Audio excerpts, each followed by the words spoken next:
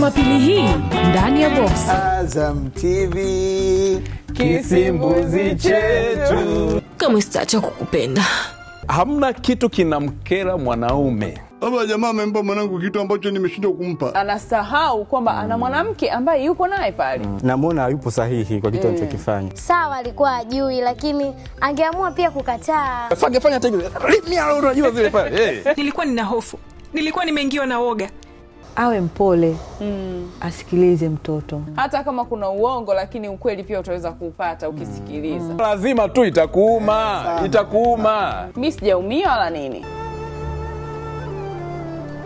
wanawake wametokana na ubavu. Ukionyesha sana tunavunjika, utauvunja. Ni kila siku za Jumapili saa 3 kamili usiku na marudio ni Jumatatu saa 5 kamili asubuhi.